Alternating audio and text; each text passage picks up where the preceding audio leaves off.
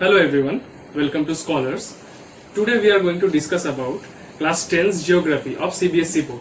The name of the chapter is Resource and Development. So what is a resource? Anything that we use from our environment to our advantage or for our usage is called a resource. But in technical terms, to write an answer, we need to write things available in our environment that can be used to satisfy our needs, provided it is technologically accessible, economically feasible, and culturally acceptable, is called a resource. Being technologically accessible means we need to have the abundant or particular know-how of how to use a particular resource or a particular object that from our environment that might come handy for our use. Economically feasible means the thing or the technology that we are using to take advantage of a particular natural substance or a particular object from nature has to have a low cost so that we can use it easily. And culturally acceptable means in our rituals and norms, in our culture or tradition, the thing has to be acceptable. The means of its usage has to be acceptable. And human resource is the most important thing, because anything, any resource or any object from our nature, it is our or us humans, our humans' intelligence and ideas and technologies that make a particular resource useful for us. Like you can see, a human is the thing that connects nature with technology and institutions. Without human resource, all these natural resources, they will be obsolete, because none other animal or organism can use these resources from nature to its advantage like we do, like our technology. Without our cognitive evolution, without the intelligence of us humans, we cannot use technology and we cannot create institutions from using the technological. We are calling resources to be a function of human activities. Now resources are classified into various categories, but there are two basic categories upon which we classify all the resources. They are natural and human. And natural resources are all the different kinds of resources that we get from nature and which can be classified into renewable and non-renewable resources. Renewable resources can be further classified into continuous or biological. Now what are renewable resources? Renewable resources can be classified into continuous and biological. Continuous renewable resources are the likes of wind, water. Okay, these are continuous or flow.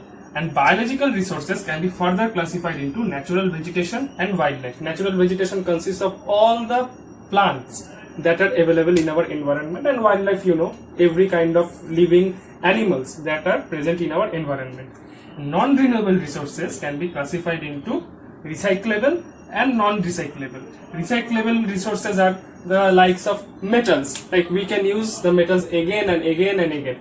But why are metals in non-renewable resources? Because once a metal is extracted from its ore, it is exhausted, the ore becomes obsolete, and the amount of metals or the amount of ore present in our Earth's crust is limited. That's why it is non-renewable resource. Once used, it can never be used, though it can be recycled. And here non-recyclable means once they are used, they can never be recycled nor be used ever again. Like fossil fuels like coal, petroleum, natural gas, once they are extracted from their original location or once they are used, they can never be brought back, and they take millions and millions of geological time, millions of years to form. Now human resources, they can be structures or institutions like schools, colleges, buildings, or anything, any structure or institution that we build for our use, and it is quality and quantity of our human labor. That these two comprise of human resources. Now there are different types of resources, and on the basis of origin, resources can be divided into biotic and abiotic resources. Biotic resources are those that are obtained from the biosphere, like flora, fauna, fisheries, anything that is living.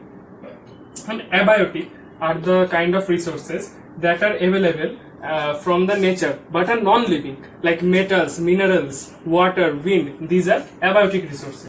On the basis of exhaustibility, they are classified into renewable and non-renewable as discussed earlier. Renewable resources are those which can be renewed or reproduced by physical, chemical or mechanical processes, and they can be replenished. And non-renewable resources are those that occur over a very long geological time, and they take millions of years, and once used they can never be used again. Now, on the basis of ownership, the resources can be divided into individual, community, national and international. Individual resources are those that are basically private property. An individual owns the particular resource, like land, okay, like a pond. These are all individual resources. Now, community resources. Community resources are those particular resource that can be accessed by a particular community of people, like public parks, public hospitals. All these things are community resources. And national resources are those that belong to a nation. Okay, like nation has the legal power to acquire the land. If anything, for example, if a land is owned by a particular individual, that is individual resource, but we get coal or any kind of mineral is identified from that land, nation and particular nation has the power to grab that land and make it a national resource and use it for its advantage. So basically every community and individual resource that fall under a particular nation is national resource. And also in the sea route, 12 nautical miles or 19.2 kilometers offshore, the sea from the shore to 19.2 kilometers offshore is a particular belonging to the particular nation.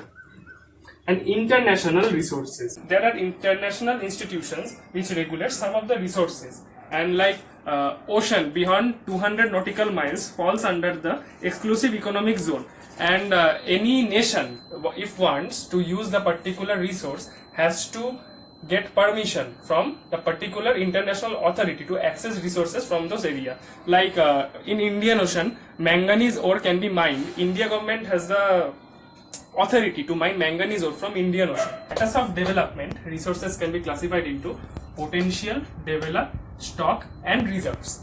For potential, resources which are found in a region but have not been utilized because we do not have the particular know-how is called a potential. Like we say, there is a potential in something but we do not know how to access it. That is called potential resource.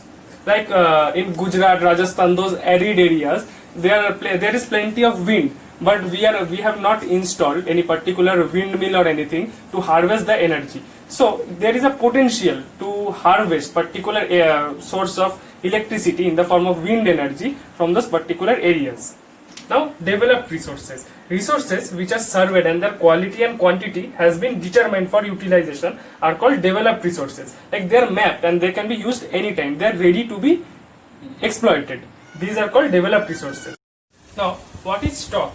There are materials in the environment that have the potential to satisfy human needs, but we do not have the particular technology to use it. Okay, these are called stock. Like if we had particular technology, we might have already used this kind of resources. These are called stocks. So, reserves are basically the resources kept for the use for future generations or for future use. So today we learned water resources and different types of resources. In the next class, we will study about the problems regarding the use of resources and also different kinds of resources and their developmental programs that are basically being used in India. The chapter basically focuses resources and development in India. So all the different kinds of studies or the different kinds of land resources, soil resources, all these things that we will study in the future. All these things will be focused on Indian perspective. So I hope you like this class. So let us know your feedback in the comments and please like, share and subscribe our channel and hope to see you soon. Thank you.